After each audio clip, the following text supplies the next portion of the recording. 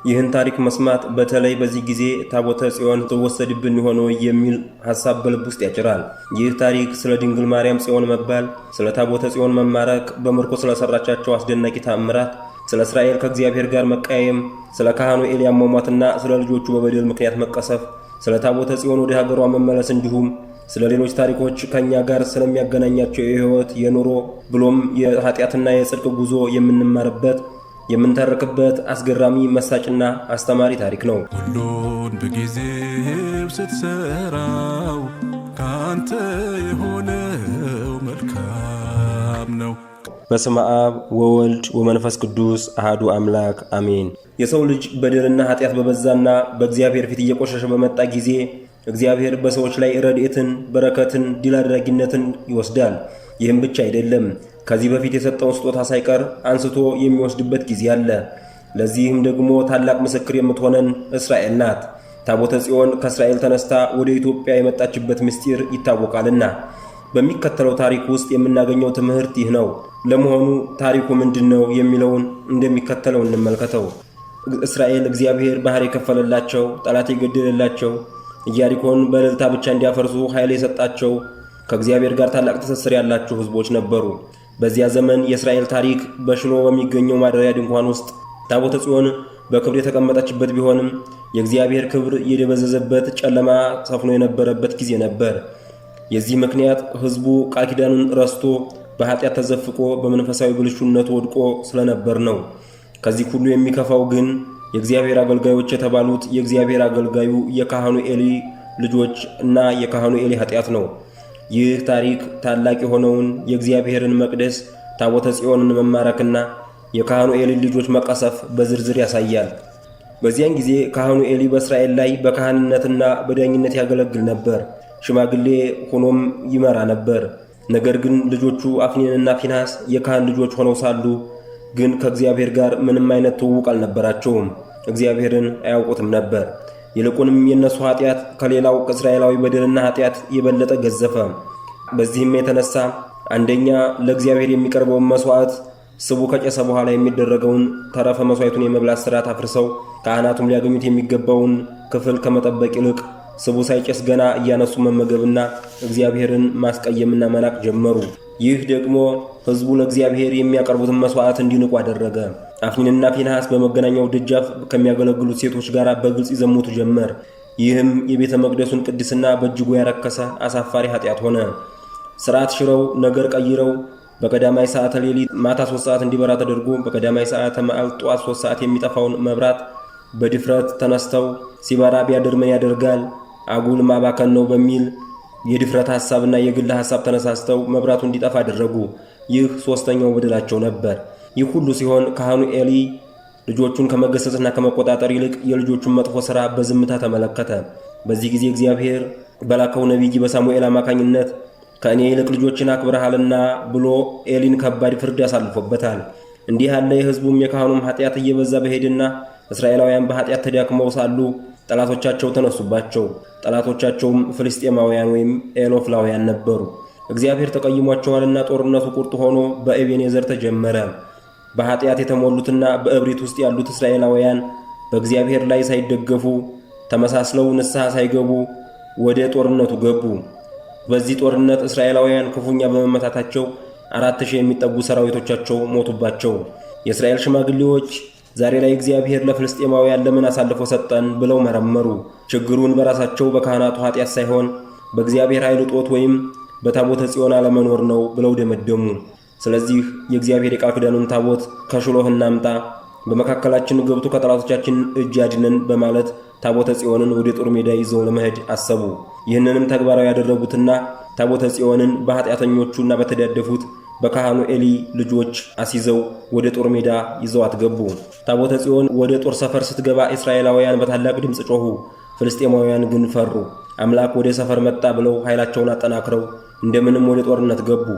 ፍልስጤማውያን እስራኤልን በድጋሚ የመቱት የመጨረሻ ሽንፈት ነበር። ከ30,000 በላይ እግረኛ ወታደሮች ከእስራኤል ወገን ወደቁ። ከሁሉም የሚከፋው ደግሞ ታቦተ ጽዮን መማረኳ ነው።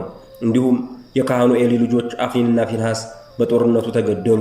አንድ ከጦር መሪ አምልጦ የመጣ እስራኤላዊ ወደ ሽሎ ደረሰ። ኤሊ በመንገዱ አጠገብ በወንበር ላይ ተቀምጦ ነበር።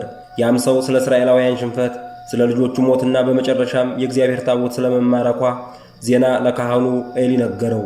ካህኑ ኤሊም ከወንበሩ ወደ ኋላ ወድቆ አጥንቱ ተሰብሮ የገዛ ጎኑን ወግቶት ሞተ። በሞተ ጊዜ ዕድሜው 98 ዓመት ነበር። የካህኑ ኤሊ ልጅ የፊንሐስ ሚስት ታቦቱ እንደተማረከ ባሏና የባሏ አባት እንደሞቱ በሰማች ጊዜ ደንግጣ ወዲያውኑ ምጥ ያዛትና ወንድ ልጅ ወለደች። እስራኤል ክብር ተወስዶባታልና በማለት የልጁን ስም ኢካቦድ ማለትም ክብር የለም ብላ ሰይማ ሞተች። ፍልስጤማውያን ታቦተ ጽዮንን ከማረኩ በኋላ ወደ ከተማቸው አዛጦን ወሰዷትና በዳጎን ቤተ መቅደስ ውስጥ በአምላካቸው ዳጎን አጠገብ አስቀመጧት። በማግስቱ ጠዋት ፍልስጤማውያን ዳጎን በእግዚአብሔር ታቦት ፊት ከምድር ላይ በግንባሩ ወድቆ አገኙት። ዳጎንን አንስተው በቦታው ላይ መልሰውት ሄዱ። በድጋሚ በማግስቱ ቢመለሱ ዳጎን አንገቱና 2 እጆቹ ተቆርጠው በመግቢያው በር ላይ ተዘርረው ተገኙ። ታቦተ ጽዮን በጣዖቱ ላይ በእግዚአብሔር ኃይል ፍርድ ያሳልፋለችና። ከዚያም የእግዚአብሔር እጅ በአዛጦንና በአካባቢዋ ባሉ ሰዎች ላይ ከባድ ሆነ። በኪንታሮት በችፌ በሽታ መታቸው፣ ሞትም አጠቃቸው። በዚህም ሕዝቡ መቅሰፍት ሲበዛባቸው ታቦተ ጽዮን ከነሱ እንድትወሰድ ጠየቁ። ታቦቷ ከአዛጦን ወደ ጋት፣ ከጋት ወደ ጌቅሮን በተዘዋወረች ጊዜ ሁሉ በሄደችበት ታላቅ ጥፋትና መቅሰፍት አብሮ ይሄድ ነበር። በመጨረሻም ፍልስጤማውያን ታቦቱ በኃይሉ አሳልፎ ለሰጣቸው ለእስራኤላውያን እንጂ ለእነርሱ የተሰጠ አለመሆኑን ሲያውቁ ታቦቷ በፍልስጤማውያን ምድር 7 ወር ከቆየች በኋላ ካህናቶቹና አስማተኞቻቸው ምክር ሰጥተው ወደ እስራኤል እንዲመልሱ ተወሰነ። ፍልስጤማውያን ታቦቱን በአዲስ ሰረገላ ላይ ጭነው 2 ላሞችን ካዘጋጁ በኋላ በሰረገላ ላይ አድርገው ሰደዷቸው። ላሞቹ ያለማንም መሪነት ወደ እስራኤል ከተማ ድንበር ወደ ቤተ ሳምስ ቀጥ ብለው ሄዱ። ይህ የእግዚአብሔር ጣልቃ ገብነት ምልክት ነበር። በቤተ ሳምስ ያሉ ሕዝቦች የስንዴ መከር እየሰበሰቡ ሳለ ታቦቱ ሲመጣ ተመለከቱ። በታላቅ ደስታም ተቀበሏት። ሰረገላዎቹን አንድደው ላሞቹን በዚያ ባለው ትልቅ ድንጋይ ላይ ሰውተው ለእግዚአብሔር መስዋዕት አቀረቡ። ከዚያ ያሉት አንዳንድ ሰዎች ታቦቱን በዝርዝር የመመልከትና የማወቅ ፍላጎት ስላደረባቸው የተደበቀውን ታቦት በድፍረት ተመለከቱ። ይህ የእግዚአብሔርን ቅድስና ስለናቁ እግዚአብሔር መታቸው። በዚህም ምክንያት 70 ሰዎች ተቀስፈው ሞቱ። ከቤት ሳምስም ተነስታ ወደ ቂርያት የአሪም ተወሰደች። ከዚያም በአሚናዳብ ቤት ለ20 ዓመት ያህል ቆየች። ከዚህ በኋላ በዚያው ኑራ ንጉሥ ዳዊት በነገሰ ጊዜ ታቦተ ጽዮንን ወደ ኢየሩሳሌም እንድትመጣ አደረገ። ውድ የእግዚአብሔር ቤተሰቦች ከዚህ ታሪክ ውስጥ ያያችሁት በእኛ ዘመን እየተፈጸመ ያለ በእኛው አገልጋዮችና በእኛው በምዕመናን እየተደረገ ያለ ነገር ልንገራችሁ። ኃጢአት በሕዝብ ወይም በቤተሰብ ውስጥ ሲሰፍን ምንም እንኳን ቤተ መቅደስና ታቦት ቢኖርም እግዚአብሔር ክብሩን ያረቃል። የእኛ ኃጢአት መብዛት በቤተሰብ ሕይወትና በቤተ ክርስቲያን ላይ ትልቅ እንቅፋትን ይደቅናል። በተለይ በእኛ ሀገር ታቦተ ጽዮንን ጨምሮ ታቦታትን ማክበር ለምንወደውና መንፈስ ቅዱስ በልቦናችን አድሮ የመንፈስ ቅዱስ ታቦቶች ማደሪያዎች ተብለን ለምንኖረው ለኛ እግዚአብሔር ከኛ አርቆ እንዲሄድ ያደርጋል። አፍኒንና ፊንሐስ የእግዚአብሔርን አገልግሎትና መቅደሱን ንቀው ለስጋቸውና ለምኞታቸው በማዋል የሰሩት ኃጢአት ዛሬ በቤተ ክርስቲያን ላለን አገልጋዮች የሚሰጠን ትምህርት አለ። ይህም በወንጌል ጊዜ የኤሌክትሪክ መብራት አለ ብሎ በማሰብ ጧፍ እንዲጠፋ ወይም እንዲያይበራ በማድረግ ለምንሰራው ኃጢአት በአለባበስ፣ በትዕዝርት፣ በድምፅ ማማርና በኩራት በመታለል አገልግሎትን በሆድ በመመዘን ከስርዓት የወጣ ስራ በመስራት ለምናደርገው በደልና ኃጢአት ትልቅ ትምህርት የሚሆን ነው። ኃጢአቱ የሚመዘነው በአፍኒንና ፊንሐስ የክፋት ስራና የቸልታ ስራ ጋር ነውና ካህኑ ኤሊ ልጆቹን አለመገሰጹና ልጆቹም መቀሰፋቸው መሪዎች በቤተ ክርስቲያንና በቤተሰቦቻቸው ያለውን መንፈሳዊ ስርዓት የማስጠበቅ ከባድ ኃላፊነት እንዳለባቸው ያስተምራል። የካህን ልጅ ሆኖ በካህን ልጅ ልክ አለመገኘት፣ ካህን ሆኖ ልጆቹን አለመቅጣት እግዚአብሔር እጁን ሰዶ እንዲቀጣ መገፋፋት ነው። እናት አባት ልጁን ባለመቅጣቱ ምክንያት የሚመጣ ጥፋት በልጅ ብቻ የሚመለስ ሳይሆን እናት አባትንም ጎረቤትንም ማህበረሰብንም ይዞ የሚጠፋ ነው።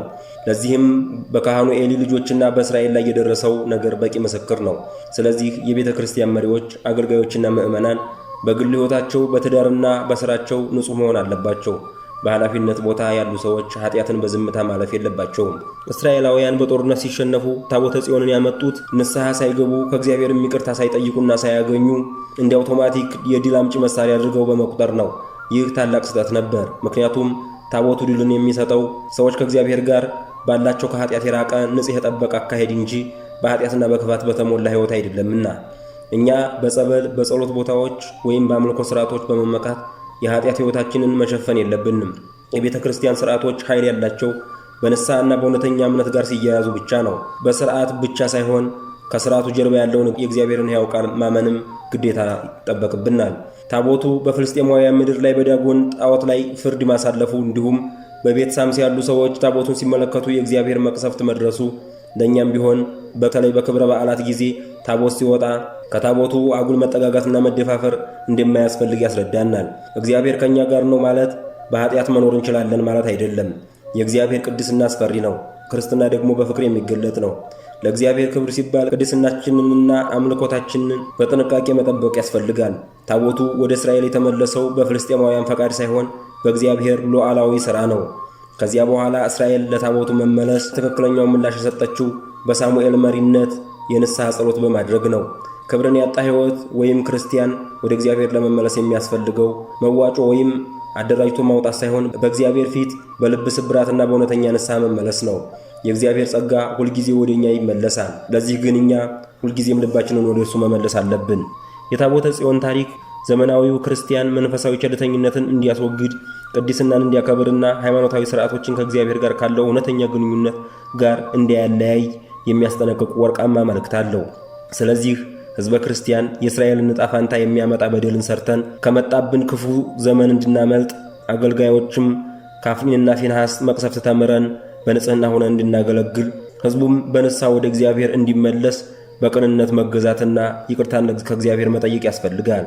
የታቦተ ጽዮን መማረክና መመለስ የሚነግረን ዋነኛው እውነት የእግዚአብሔር ክብር ወይም ታቦት በሰዎች ኃጢአት አይታሰርም የሚለውን ነው። እግዚአብሔር ቅዱስ ነው። ቅድስናውን የሚጥሱትም ሆነ በስሙ የሚቀልዱት ሁሉ ፍርድን ይቀበላሉ። የካህኑ ኤሊ ሞትና የኢካቦድ ልደት የኃጢአት ዋጋ ሲሆኑ፣ ታቦቱ በፍልስጤማውያን ምድር ላይ ያሳየው ተአምር ደግሞ የእግዚአብሔር ሉዓላዊነትና በሰው እጅ አለመገደብ የሚያሳይ ምልክት ነው። በመጨረሻም እግዚአብሔር ራሱ የቃሉን ቃል ኪዳን ጠባቂ ታቦቱን ወደ ሕዝቡ ለመመለስ ሰርቷል።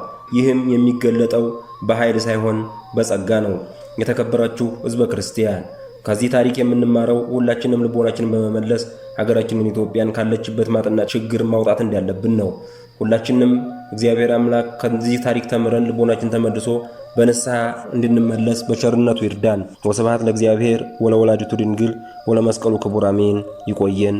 ሁሉን በጊዜው ስትሰራው ካንተ የሆነው መልካም ነው።